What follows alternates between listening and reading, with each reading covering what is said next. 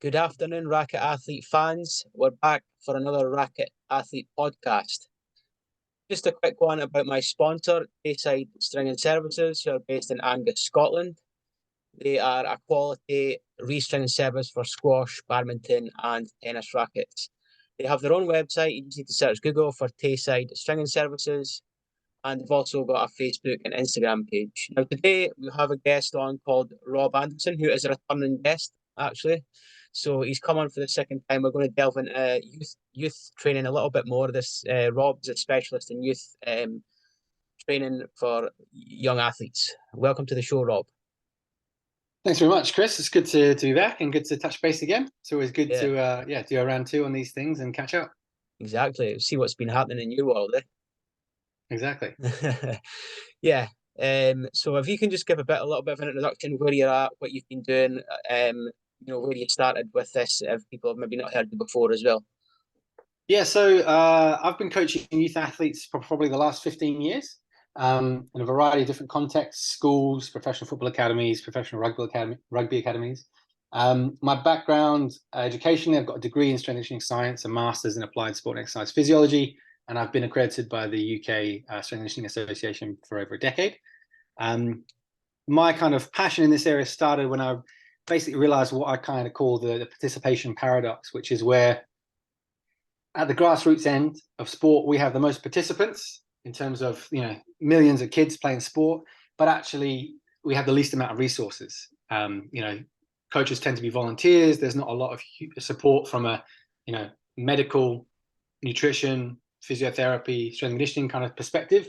If you flip it around the other end of the spectrum, we've got the least amount of participants in terms of the elite and the senior end, but that's where all the highest level of resources are. And this is kind of upside down in my head, because actually, if you're looking at it as an investor, you want your biggest return on investment. So for me, my passion has been taking some of that expertise and that knowledge from the top end and making it accessible to the grassroots side of things. And that's kind of really what led me to leave my full-time role in S&C. So I spent the last 5 years at Scottish Rugby, running the Borders in East Lothian Academy, the Caledonia Academy, the national under 16s, 17s and 18s programs, and was very proud to help a lot of guys chase their dreams and get to pro academy contracts, professional contracts, senior international caps. But I really felt that I got to my limit because my interest is in helping youth, and that's where my skill set and my passion is. And unfortunately, although in education we seem to understand this, like we understand that a primary school teacher has a unique skill set that's important and different to a high school teacher, that's important and different to a university lecturer. In sport, there's this weird kind of alternative attitude where we just have this assumption that if you're working with 10-year-olds, you're not as good as the guy who works with 16-year-olds, who's not as good as the guy who works with the first team. And unfortunately, the money follows that trajectory. And a lot of people get pushed into coaching at the senior level because they need to pay their bills. So I was looking around and I kind of thinking, well, my passion, my skill set, my enthusiasm, where I'm best deployed is with this sort of 10 to 18 age bracket. But I can't really go any further in this organization.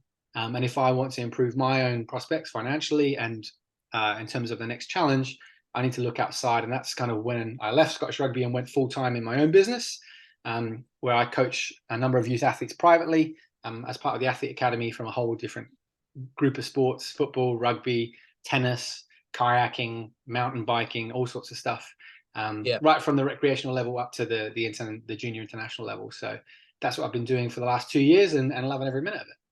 Yeah, and your company's based in Edinburgh, right? Yeah, so we're based in Edinburgh at the moment. We do also so that's in terms of the group face-to-face coaching, but we get a lot of consultancy requests. So do a lot of stuff going into different schools, different clubs, organizations, governing bodies, private organizations as well, to do everything from athlete education workshops, coach education workshops, to helping people improve their youth development pathway as well. So a whole lot of other things going on as well. Yeah, that's great. It sounds like you're making progress with the business end, and obviously you're adding additional things to help the youth, as well as obviously, exercise training. You're doing courses for them and educating them on other stuff as well, right? Yeah, I think it's one of the things I realized is that it's really a wholesale change that we need across the board of people understanding that coaching kids is not just coaching mini adults. Like the physiology of youth is different. For example, they don't have the same level of anaerobic enzymes that adults do. So if you're doing anaerobic power training, or long alactic intervals with a kid, you're wasting your time because they can't adapt to that. If you're doing lots of hypertrophy training, they don't have the testosterone levels. You're wasting your time. They can't adapt to that. They've got a developing skeleton that has soft growth plates that adults don't have, so they get different injuries, severs, and sliders. So people don't really understand this, and one of the issues is because of what I mentioned around pay scales and the nature of the way the sporting pathway is set up. It's usually the most inexperienced coaches that are operating at the academy or the youth level. So you get someone who's fresh out of uni, a lot of theory, but not much experience. They come into an academy setting, they make the mistakes, they learn from them, and then they go up the age groups. And then someone comes back in behind them, again, another inexperienced coach, makes mistakes, goes up the age brackets. And the people that really end up suffering are the kids. Whereas actually, I like to think of what if we had an alternative model, which some, very few, but some sport organizations around the world do, which is instead of thinking that there's this hierarchy of coaching, thinking, okay, all these different age groups are important. What would it look like if we had the best under 16 coach in the world, and the best under 18 coach in the world, and the best under 21 coach in the world, as well as the best senior coach in the world? Like, how much better and efficient would that pathway be? And so that's really what I'm trying to preach to people, is actually, these are all valuable positions. If you took the best under 14s coach in the world, but you forced him to coach at the senior level because it's better financially, well, you've just lost the best under 14s coach in the world. And maybe he's good at the senior level, but he's not as good as he would be at 14. Well, actually, that's a misallocation of resources. That's a bad idea, not a good idea. And there's a few organizations, Barcelona do it, Arsenal do it, some other big academies do it, but most people don't. And that's a problem, I think. As you mentioned there's a few, obviously, teams that do it, and obviously Arsenal, we can mention that quickly just a little bit. I know it's off topic, but they have a lot of good youth coming through constantly now, don't they? Yeah, absolutely. And there's a big credit there to Des Ryan and Paulie Roche, who were heavily involved in the setup of that academy. And they really went about it the right way. They recruited really good practitioners, and they paid them a lot as well to keep them in those roles rather than being forced to chase up. And now they're seeing that. They're seeing the benefit of that in the first team. The guys who are making professional appearances or being sold on to other clubs to make professional appearances. You contrast that to other clubs that don't have that production. There's a reason for that.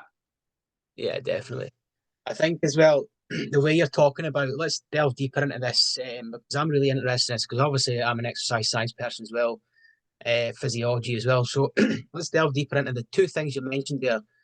Kids are not many adults, and kids are different adults when you're training them. Let's talk a bit about that and how you mentioned enzymes, anaerobic power, things like that. Let's get deeper into that sort of thing and try and educate listeners. There's a whole lot of differences. I mean, the obvious ones are there from a mental perspective. Like, the way we approach coaching 8-year-olds should be different to coaching 18-year-olds. It should be a lot less structured. It should be a lot more fun. It should be a case of really hiding the main aim in other stuff that's fun, whether that's animal shapes, superheroes, TIG games, obstacle courses. If you were to take an 8-year-old through a session that's like 3 sets of 10 squat, 3 sets of 10 bench, 3 sets of 10, you're going to lose them pretty quickly. Oh, yeah. Because there's not, their attention isn't there, their focus isn't there. We have some, who are quite advanced psychologically in the academy that can follow a program like that. But the vast majority want to have fun. They want to be kids. So you need to be skilled at, hiding the broccoli, if you like, in amongst the other things that maybe taste a little bit better. So that it's, it's training without training. So these kids, as far as they're aware, they're being a kangaroo or they're being Thor or they're doing an obstacle race. But what you realize is actually they're learning to squat, they're learning to lunge, they're learning to jump and land. So there's a bit around how we structure training. The big bit then physiologically is there are processes happening with kids and with adolescents that do not happen with adults. So for example, the process of growth, so the change in stature, the change in length of our bones, an adult has completed that process. So you think about this purely from like a calibration perspective. So one of the things we talk about with youth athletes often is if they go through a really rapid growth spurt, they can get what we call adolescent awkwardness. So, you had a really talented athlete, they have a big growth spurt, and then suddenly they're really uncoordinated. They can't hit the ball, or they don't understand where their body is in space. And if you think about it, it makes sense. Like if your limbs are changing in length, your brain's having to recalibrate, where is my body in space? My foot's not where it was 6 months ago. It's an inch further away. My hands aren't where they were 6 months ago. They're an inch further away. Suddenly everything's an inch out, you know, and the perception is, oh, this athlete isn't as talented, but actually it's essentially they're driving a car that keeps changing. Yeah. You know, they've gone from a little Mini to like a BMW to now a Ferrari, and they're having to catch up, you know, and so that's a major thing is growth. And the other huge element is maturation. Maturation is probably the number one influence in physical performance in adolescent athletes, and most coaches don't understand this. Yeah. So James Baker had a fantastic presentation on this at the UKSCA, and because of the environment he's in, he was able to do a whole raft of testing that most places can't afford to do. But they did, for example, testosterone testing. And so for most people, if you're not aware, maturation has no relationship to where you were born in the calendar year. So people often get relative age effect and maturation completely confused and think it's the same thing. So the relative age effect is essentially where you're born in relation to a cutoff. So the typical example is, let's say the cutoff to be in the under 14 Scotland squash team is January to December. So January, February, March would be considered to be quartile 1, April, May, June, quartile 2, etc. So the relative age effect is where we see an overrepresentation of people born earlier in the year and an underrepresentation of people born in the back end of the year. Maturation bias is where we see a higher proportion of early maturers and on-time maturers than late maturers. Now, people think these two are the same thing. They're not. You can be born in quartile 1, so you could be the oldest person on the team, but be a late maturer.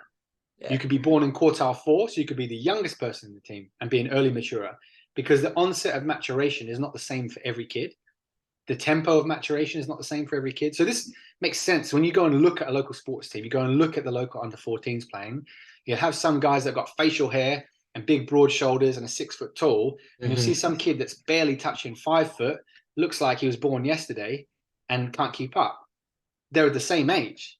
What's going on there? It's maturation. Yeah. And the issue is maturation affects speed, power, strength, stature, body weight, momentum.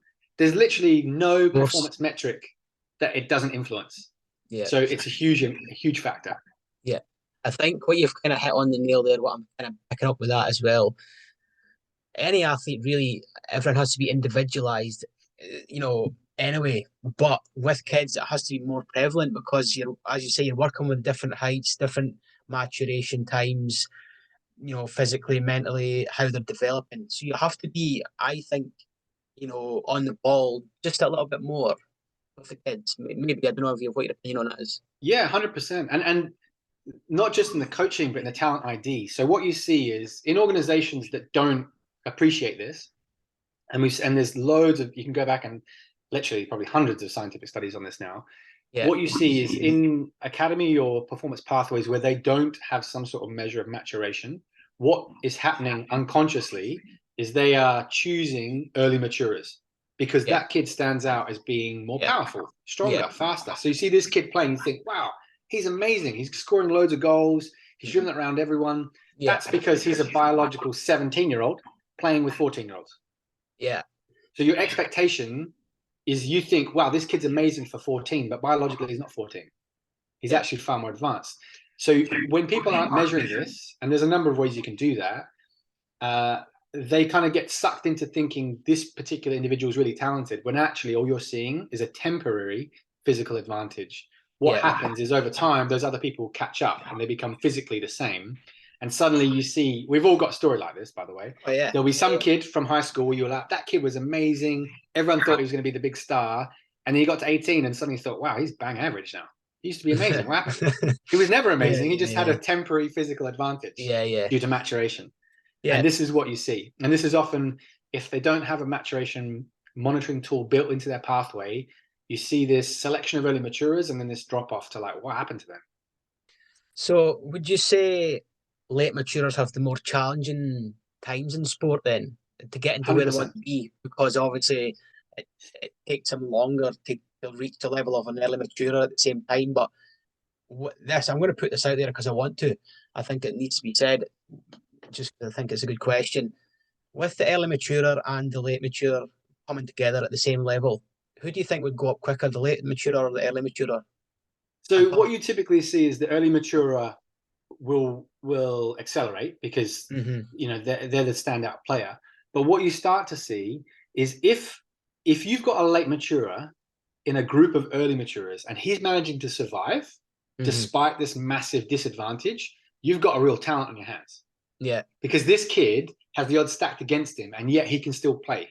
And what you typically find is these players, so take football, for example, they have to become tactically better because they understand I can't compete with this guy physically. Every time I touch the ball, he's going to smash me from behind. So now I've got to get really good at scanning before I receive the ball to anticipate where's this guy coming from because I don't want to get hit. My first touch has to be really good because if it isn't, I know I'm getting hit.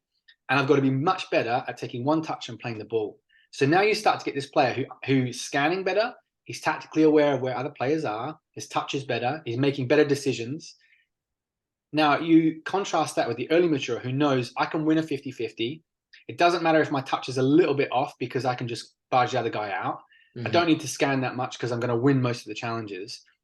Fast forward a few years, when those maturation differences have equalized, who's going to be the better player? Yeah. The guy who now has everything you've got physically and all this technical and tactical advantages. And that's what you see. There's this sudden drop off. So if the late maturer can hang with those early maturers, he will come through and usually be the star of the show. Yeah. I was going to say to you, keeping on that perspective, how would you see that? And you mentioned you've worked with tennis players with early maturing and obviously late maturing again. Can you kind of just explain how that would work with obviously playing singles and doubles? Yeah, so I mean, you see this phenomenon in pretty much every sport. The only ones that I would say the exception are the early specialization sports like gymnastics, trampolining, etc., where they would prefer a late maturer. So you see a bias towards late maturers in those sports because if you think about it, because of the physics involved in the sport, the body type that gymnastics lends itself to is a smaller body type, right? Because you don't get many 6'5" gymnasts, do you? They don't exist because it's very hard to control your body in space when you're 6'5". A lot easier when you're 5'5". So you tend to see the opposite. You actually see a preference for late maturers in gymnastics and trampoline, for example. So there is that difference. But in tennis, absolutely, you see this. There's a lot of research around early maturers in tennis because if you think about it, it makes sense, and it would probably be the same in squash, I imagine. If I've grown and my levers are bigger, I can apply more force to the ball. If I can apply more force to the ball, my serve speed's faster than yours, right? Which means you're probably going to have a harder time getting to the ball. Yeah, I'm serving harder and faster. Yeah. Equally, if we know speed is an element, then I'm probably going to be able to cover the court faster than you. Because if you're smaller and your speed's not as good as mine, so essentially, again, it's a bit of a David and Goliath kind of battle. Yeah, you do see that. The doubles one is an interesting question. It's not one I've really heard before, actually. Yeah. So it's an interesting one. I guess it would depend if you had two early maturers against two late maturers. Yeah, I was thinking probably game over. Yeah, but if it was a bit of a mix, then maybe a different situation, and that kind of leads nicely into the buyer banding situation where you're seeing the clubs that are forward thinking, and actually, I would say elsewhere in Europe they're doing this really well. Norway, Sweden, Poland. You're starting to look at organizations. Belgium is another one where they actually almost have two separate squads. They have the under 16s who are the performing team now, and the under 16 late maturers who are actually probably going to be the team of the future. And they start to play buyer banding games where they play, our under 16 late maturing squad against the Scotland late maturing squad. So the concept of buyer banding has been something that's come out more. It's not replaced age grade competition, but it's like an adjunct to it. And you're seeing this come into training as well, where people, one of the criticisms of buyer banding, and it's one that fundamentally misunderstands what buyer banding is about, is that it's all for the late maturer. People who just think about, it's making the journey easy for the late maturer. Actually, that early maturer isn't being challenged. If he's surrounded by kids that are physically not as dominant as him, what's going to happen with him? He's going to plateau and probably drop off. So actually, he needs to be challenged as well. So he probably needs to play up with a higher age group to challenge, so that physicality is even. And now he's got to work on those other elements we mentioned. The late maturer, that physicality needs to be dumbed down a bit because he's being dwarfed, he's being drowned by these more physical athletes. So he maybe needs to drop down where the physical element's equal. And now we can see what we're working with. And you're seeing that play out now in training.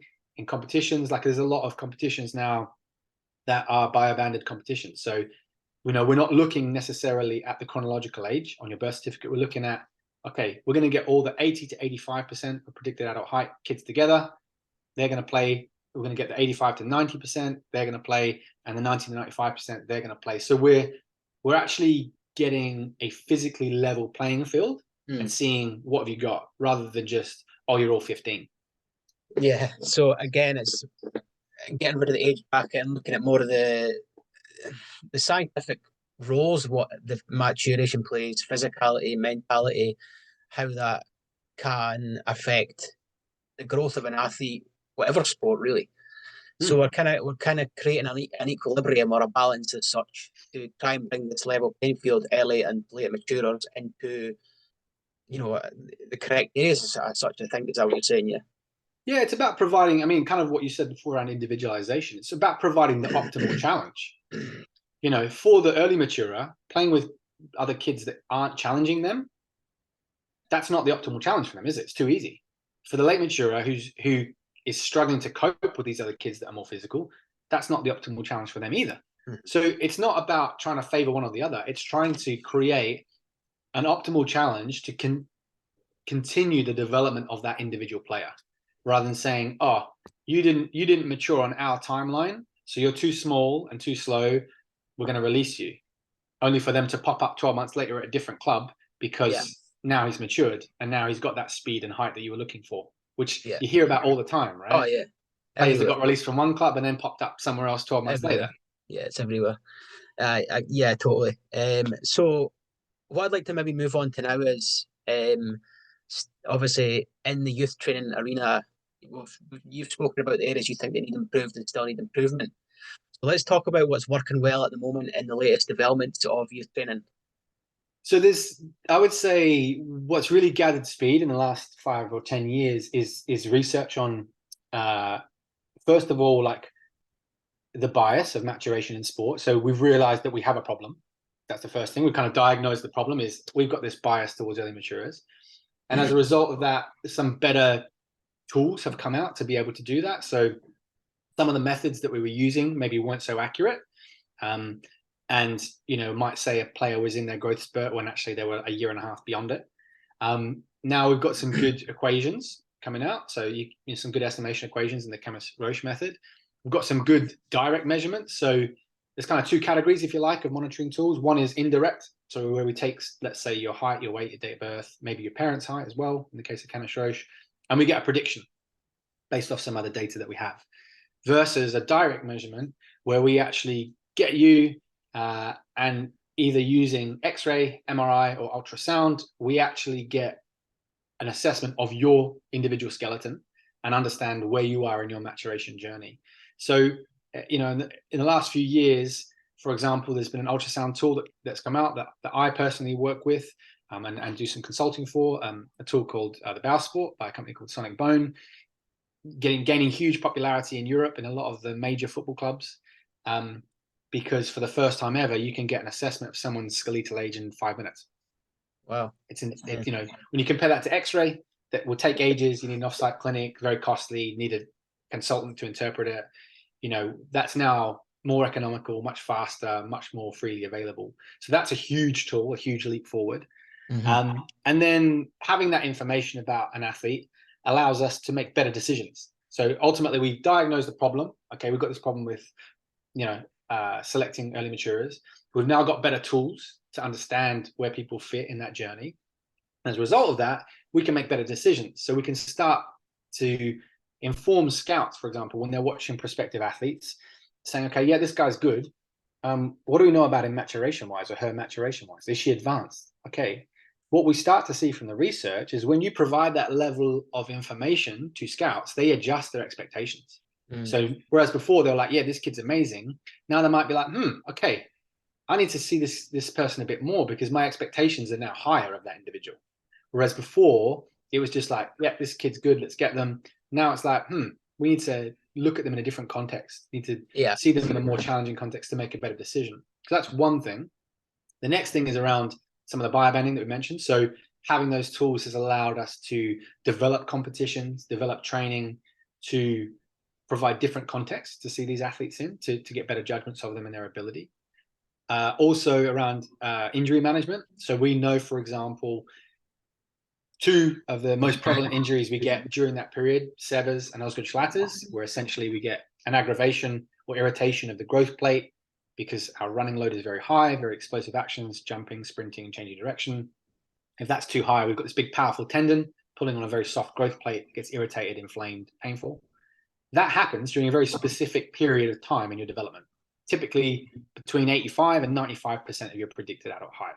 So now that we know that, if we're monitoring an athlete, we can say, okay, this athlete's coming into about 80, 82% of their predicted adult height. We know that this is a potential risk factor. So we're going to keep a closer eye on this athlete and see how they're responding to training. Are we starting to get little potential signals of severs or Osgood Schlatters? Okay, some great research coming out from, I've forgotten his surname, David, I want to say David Johnson at West Ham, previously at Bournemouth, around some of the interventions you can make to adapt an athlete's training to reduce the risk of these injuries or reduce the impact of these injuries. So now we're getting a whole raft of tools from talent ID, the development of the individual, injury management and prevention, interventions when we know an athlete has these growth-related issues. And then a really big one that's come off the back of this, some great research from Southampton Football Club, was around match grades, so match performance. So this is a really interesting one for people listening because it'll be true in most sports.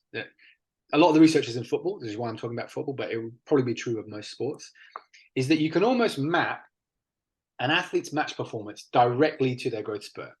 So in this scenario, they were using match grades on a scale of 1 to 5. So 1 was poor, 5 was really good.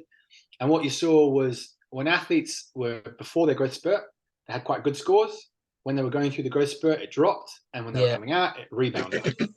So the question is, if you're having to make a decision on this athlete and their future in your talent pathway, and you don't know they're in the middle of their growth spurt, you might say this player or this athlete's actually going backwards. Their performances are degrading. They're getting worse. They're not getting worse. They're in the middle of the growth spurt. Yeah. So I think there then, just from my experience on to yours as well in exercise and S&C and stuff like that, would you then, if you're seeing graphs like that, you'd be putting in recovery strategies more in the growth spurt then? More recovery strategies as such? Yeah, so the biggest recovery strategy is obviously monitoring training load. So making sure these kids aren't getting run too much. So one of the biggest issues that I see every day training kids, often kids have higher training loads than professional athletes. And people might say, what are you talking about? But think about it this way. So a professional footballer, I guarantee, is not doing 2 hours of PE back-to-back, then going to football training, then having the PE teacher on Thursday saying, oh, can you run this cross-country event? You're really good. Then getting pulled up to play for the regional team, and then getting asked to play for the hockey. What you see is kids, if you actually look at their overall activity between things like PE, games, if they're playing for multiple clubs, maybe they're playing for their school, their club, their region, maybe their junior national team, no one is looking at the overall picture. They're just seeing their snippet. The PE teacher just sees the school team. The club coach just sees the club team. The regional coach just sees the regional team. They don't realize this kid's already done 6 hours of training before they even come to you. And so what happens is you get these youth athletes that have crazy high training loads on this developing skeleton, and then all of a sudden they blow up. They get Osgood Schlatters or they get severs, and suddenly you realize this kid's doing like 40 kilometers a week. The pros don't do that. No. I think that you've just hit it on the head there. I was going to talk to you about injury susceptibility with that sort of overload and stuff like that. So, I mean, do you see a lot of that, or is it still kind of happening, or is it less than what it was in the last 5-10 years? Or 100%, it's still a major issue. So, because we're not affiliated with any particular club or any particular team, we have guys from girls from all sorts of clubs and teams. We've got a lot of pro academy players from Hearts and Hibs and St Johnstone. A particular player that I still have, actually, he's been training with us for about 2 years. He's a member of a professional football academy, and he's also a member of the performance schools here in Scotland, which is a separate kind of support structure, if you like. So he does 2 sessions a day, most days of the week, plays on the weekend. They were using GPS, and he started getting a few issues, kind of problems, and I started querying things and saying, how much are you running? Like, we did loads of running this session. I was like, Do they give you a GPS unit? Yeah, they do. And we started piecing it together. That 40 kilometer figure I told you, that was that example. This kid was doing 40 kilometers a week. He was 12. Jeez, oh. You don't need to be a genius to think how that's going to end up. That's definite overload. Yeah, but it's because nobody's talking to each other. He's doing 10 kilometers at school. Yeah. Then he's going to club and doing 8 kilometers there. Then he's back at school the next day. Yeah, and even if he's cycling to school or walking to school, you're adding the kilometers onto that as well. Mm-hmm. I mean, so. And then you're doing PE, and maybe you're not playing football, but you're playing basketball. Yeah, exactly. It's athletics day. This is all time on feet. It's all load on the skeleton. You can't just go, oh, well, that's football, so that's different, and that's hockey, that's different. No, it's one body. It's movement, basically, right? To bring it down to simple terms, it's the amount of movement that you're getting within a week, depending on, even if it doesn't matter whether it's light movement or heavy movement or medium sort of load, things like that. You have to take it all into consideration. Yes, 100%. Even with any athlete, and especially with kids now, because obviously things are advancing a lot more, and a lot of kids are obviously wanting to take on more and do more. But coaches like yourself and working with them are obviously managing it in the correct way, in a better way than it used to be done anyway. Yeah, and I think part of the issue also is the medical support. Again, it comes back to what I was talking about in terms of that kind of stepping stone philosophy in youth academies and youth sport. Is you'll often get a contractor physio, maybe even at a professional football academy, who is an early career physio, and they haven't got a lot of experience with severs, or they haven't got a lot of experience with Osgood Schlatters. Yeah. And so it doesn't get managed properly. The athlete gets told, oh, just go on the bike, do some foam rolling, and rest for the next 3 months. Well, while you're resting that part of your body, the rest of you is detraining. You're getting slower, weaker, less fit, less powerful. How do you think that's going to end up when they come to make decisions on who's staying and who's going? Yeah. It's not going to work out for you, is it? Whereas actually there's a lot of evidence now of some very good rehab programs of how you can reduce some of the training load, increase some of the strength of the supporting musculature to help relieve those symptoms and get kids back playing. But a lot of medical staff aren't aware of that. And if you go to your GP, they will typically tell a kid with Osgood Schlatters or severs, oh, you need to rest. That's probably the worst thing you can do. Yeah, I mean, that's a different topic, but certainly sitting down and resting when you've got, if you're an athlete, you're a kid, you're a young athlete, or even if you're an adult athlete, and you need to keep the other parts of the body. For example, if you had something wrong with your arm, or you need to keep the other parts training to keep the same progressive, overload and growth on the muscles and even the bones and things like that as well, until you've got the physio or the whatever you need to do with your injury. 100%. And this was something I got really good at during my time at Scottish Rugby, and I actually really enjoyed the challenge. Like, I could probably count on one hand, because of the nature of the sport being highly combative, highly collision based. Yeah. Athletes don't get through 8 to 10 weeks of a program unscathed. So athletes would turn up, they'd have their ankle in a boot, or they'd have their shoulder in a sling, or they've done something to their wrist. So you'd have to work around stuff all the time. Like, cool, we can't squat on that leg, we're going to do a single leg squat instead, or we're going to do a leg press, and we would just okay, maybe we can't sprint, but we can jump on a bike, or we can't jump on a bike, we can do a seated ski erg, or we can do some seated battle ropes, or you're just having to adapt around. Whereas if you think about, I don't know, across the course of a season, say you pick up 2 or 3 minor injuries that are like 2 or 3 weeks each, that's like 9 weeks of training you're missing.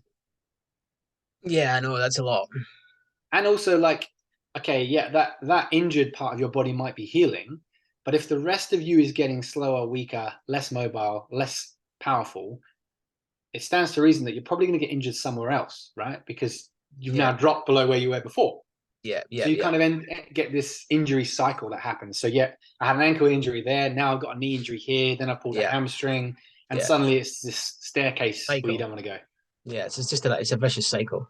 And it also what happens there is as well, you become detrained, and it's either you use it or lose it with that mentality. If you've got the mentality, you will keep going even though you've got an injury, but you'll not obviously use the injured area until it's healed, but you'll still keep going with your other parts of the body, legs, shoulders, chest, all that can still train. Yeah, and I think this is probably, I don't know who to credit with this saying, where I heard it originally, but someone much smarter than me kind of summed up this by saying rehab is just training in the presence of an injury. Yeah. That's simple term, isn't it? Maybe we have to change the range of motion you can do, or we have to drop the load you can do, or but we're just training in the presence of an injury, and all we're trying to do is get that injury back to our baseline level, or preferably better than baseline, because baseline wasn't good enough in the first place. Otherwise, we wouldn't have got injured. No. So yeah, if you've injured your ankle, well, 90% of you is still fine. Yeah. So why would we not train the 90% of you? Yeah, I think it's a, to me, it's a mentality thing. I think it's just a lot of, mindset of, I mean, it's kind of like maybe more fear-based with the coaches and athletes well, if I go and train and, make it worse, or I injure something else while I'm training other parts, what was that? Are you kind of on that line with that as well, or? Yeah, I think so. I think it's a protective mechanism, and also kind of this all or none kind of thinking. Oh, I'm injured. It's like, no, you've got an injured body part. Yeah. So I very much try to reframe with my athletes that injury is an opportunity, right? So, okay, you've injured your lower body. This is an opportunity for us to get really strong in your upper body. Yeah. Or you've injured your upper body, right? This is an opportunity for us to get really fit in off-feet conditioning. Or this is an opportunity for us to, really get strong in your lower body. Like, there's an opportunity here. Let's focus on what you can do rather than what you can't do. Yeah, exactly. I think it's that mentality of use what you've got there at the time to get your gains, and once you're back to full fitness, then we can go again in different areas. 100%, yeah. And there's a really good quote here. I think it's Martin Luther King. It's like, sprint when you can, run if you can, walk if you have to, crawl if you must. And I feel it's a bit like that. Like, okay, you can't sprint, but maybe you can jog. You can't jog, but maybe we can pull a sled. Or, there's always something we can do. Unless you're in a full body cast from neck to toe, there's something we can do. Yeah, exactly. Yeah, true. So let's move on to obviously the different aspect of youth training now. You obviously work with different coaches.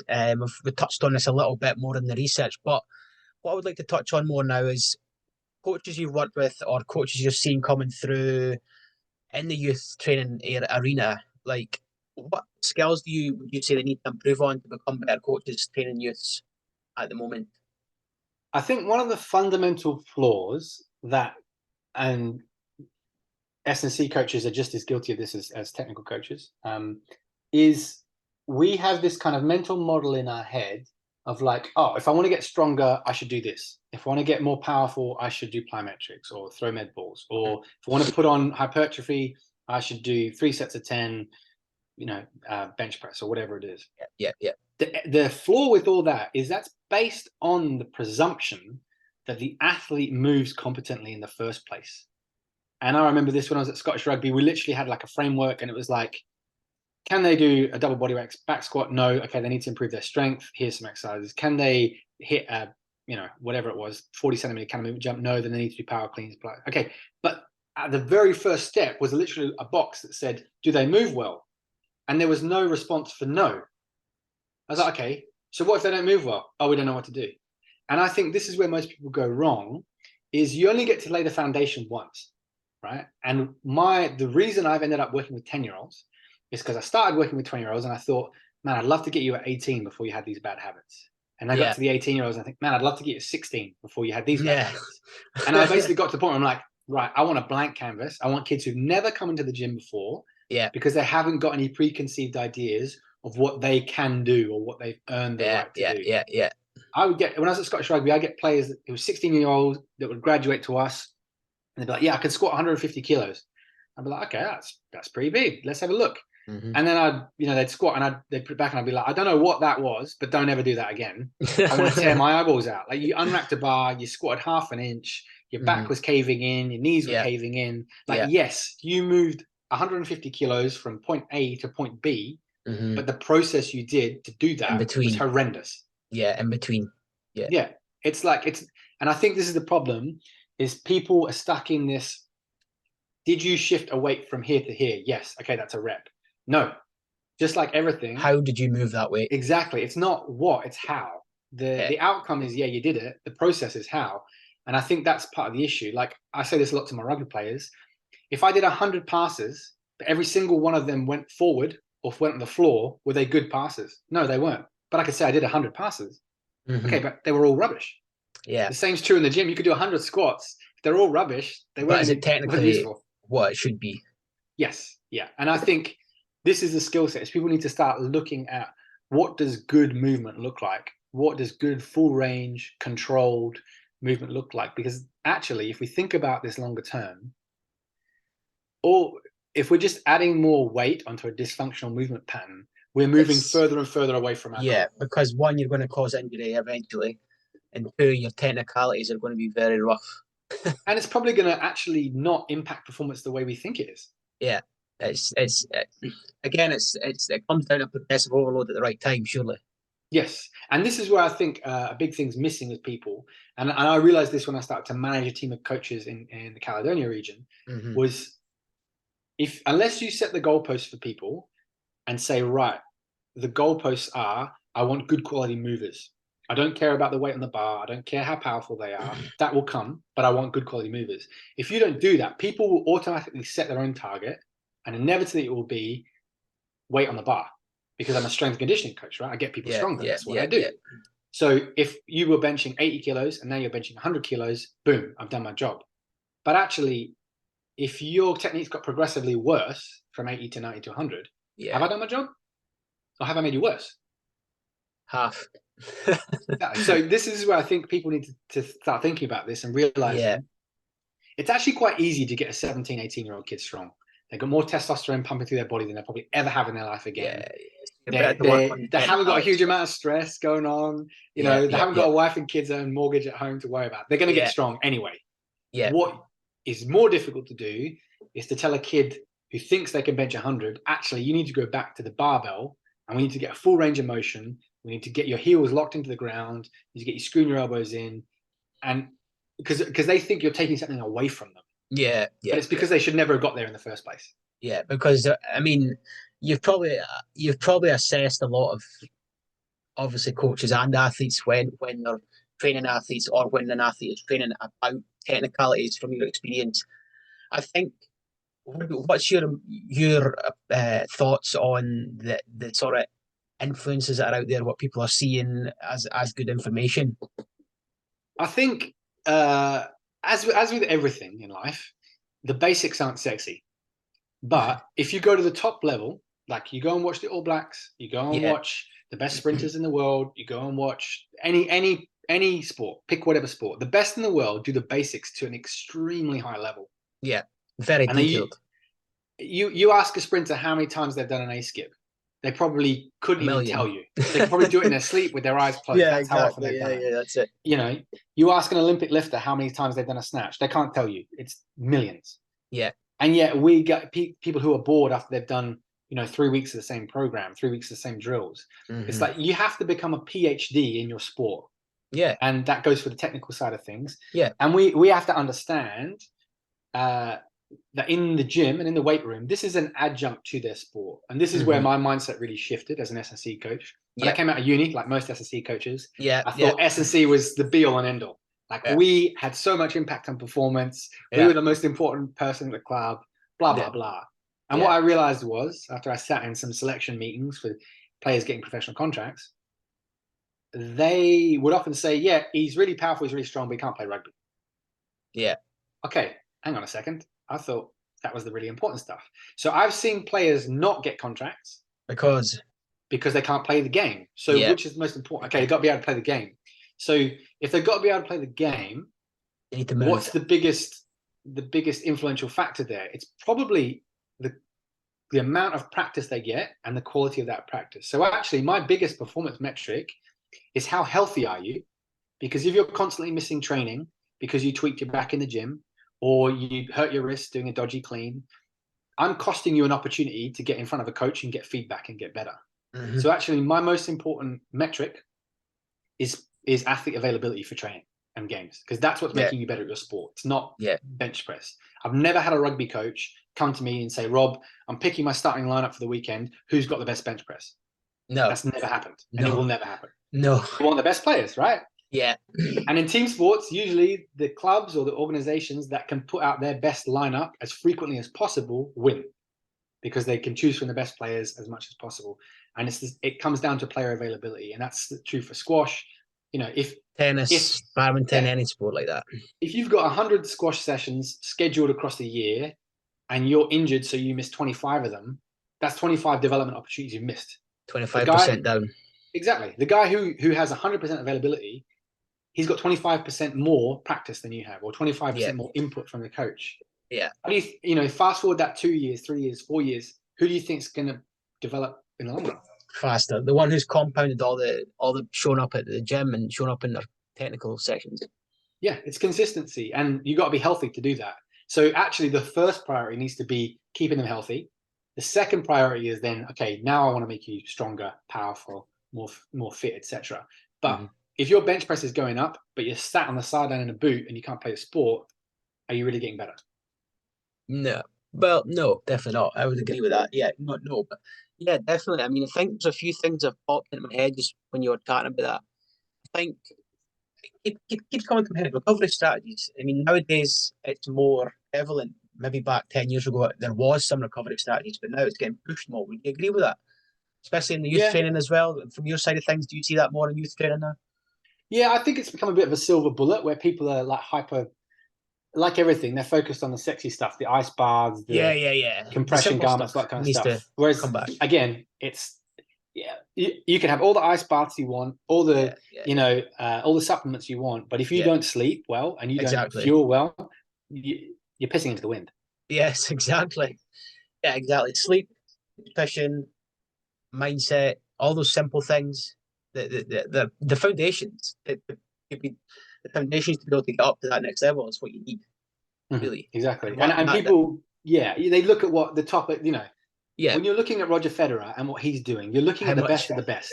And, he's got all those other things locked down and he's doing an ice bath. Okay. But you're just looking at the ice bath. You're not looking at how many hours sleep he's doing. Stuff. Exactly. The basics done incredibly well.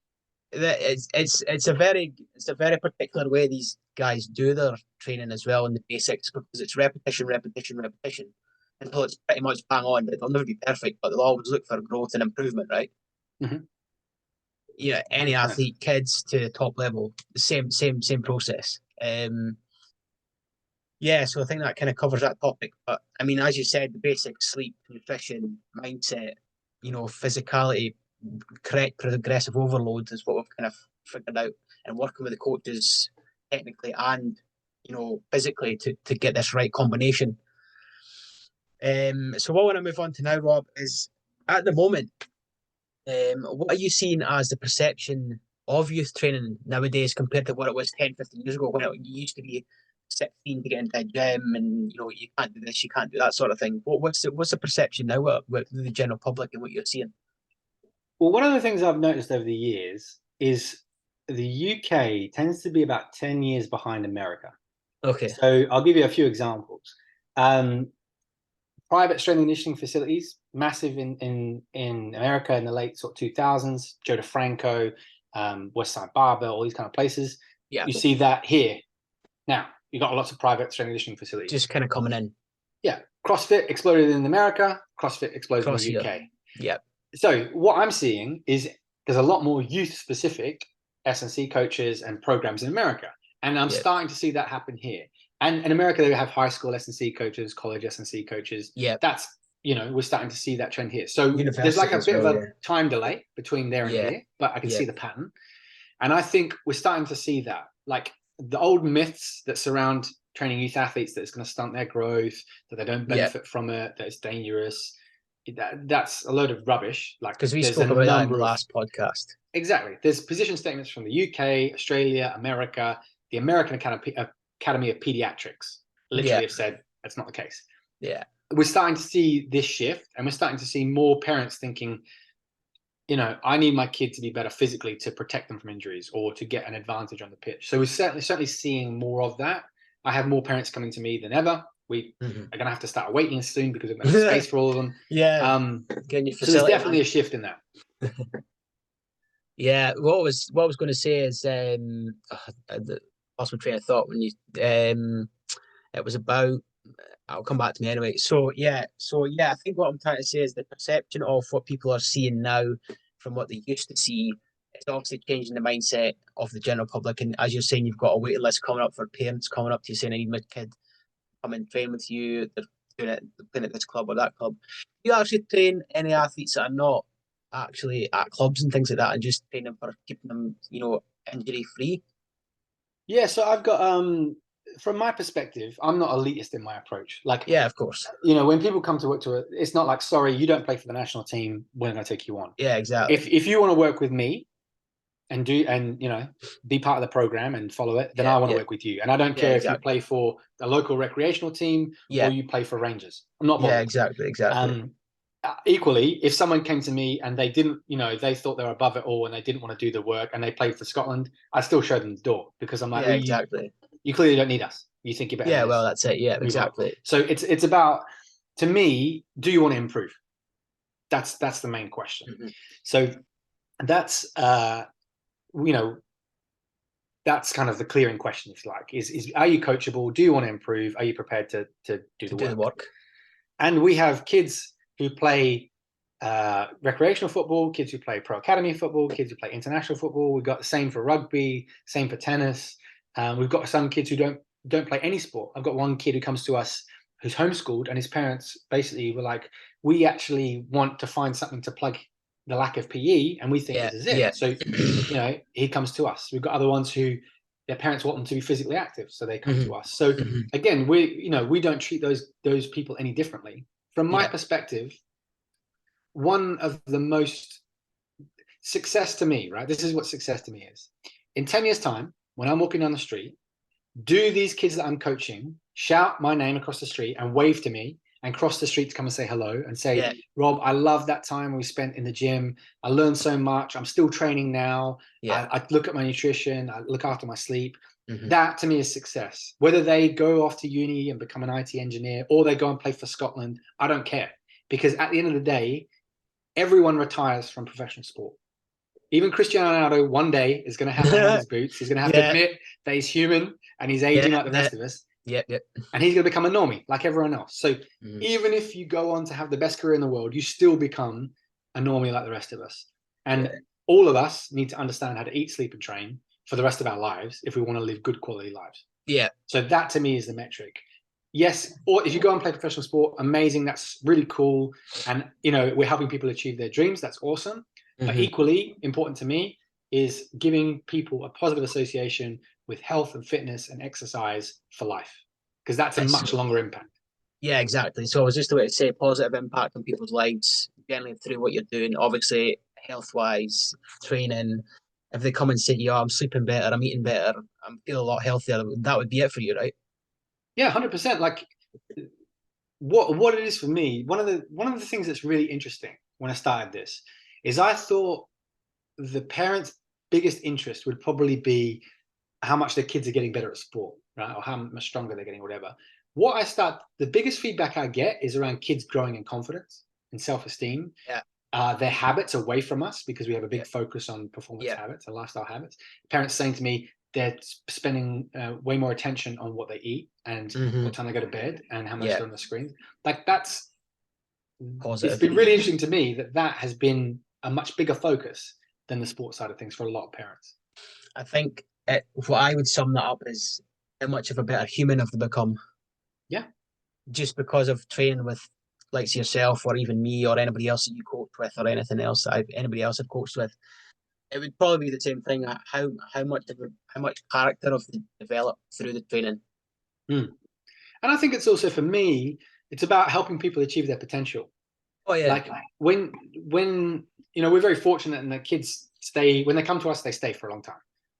It's very rare that someone will leave within the first 6 months or 12 months even. Usually it's like 18 months, 2 years. So you start to see these people develop as human beings. They come in, they're a little shy kid, they kind of hide in the corner, and they start to come out their shell a little bit, and then they're laughing and joking, and then they've got a full-on personality, and they're a little adult almost. And you see these people literally develop in front of you and get more confident, get more self-esteem, and start to realize, get a growth mindset, because I can show you, Chris, when you came in here, you could only do a broad jump 105 centimeters. We just did it and you did 150. Look how much you improved. That sends a message, right? If I'm consistent at something and I show up and I do the work, I can improve and get better. Yes. Yeah. That's true for academics, career, sport, relationships. You know what I mean? So what we're teaching here is actually life lessons. Yes. It's not just physicality. No, it's not. that's the inner growth is as important as outer growth in muscle physiology and things like that as well. Yeah, for me, I think training is a massive metaphor for life. Like, you know, you do difficult things, you come through it, you get stronger, you get another obstacle. It's like progressive overload. Life is progressive Exactly. overload, Up you know? and down, up and down. Totally, 100%. To a certain degree. So I think appreciate your time today, Rob. I think we're going to kind of end it there. But what I would like to just finally ask you is, where can people find you? I know you've got your business in Edinburgh. What's the best social media to get you on, website and things like that? And I mean, if you've actually, I forgot to ask you, have you written any books yet, or is that in the pipeline? Not any plans yet, but never say never. In terms of where to find us, so www.athleticevolution.co.uk, so website. We've got two kind of Instagram accounts, one that's more coach education focused, one that's more athlete coaching. So the athlete coaching, you can find us at _ the Athlete Academy. And in terms of the coach education side of things, it's just Athletic Evo UK. And Instagram is probably the best place. We share a lot of information there, a lot of updates. We've got some interesting stuff coming next year, a big focus in terms of pushing some online side of things. Okay. So yeah, some big projects there that we're pretty excited about. Okay, thanks for your time today, Rob. I appreciate you coming on. It's been another great conversation as usual. So, and I'll speak to you soon. Not a problem. It's been a pleasure. Thank you very much. Okay, Racket Athlete fans, that's another Racket Athlete podcast, and we'll speak to you soon.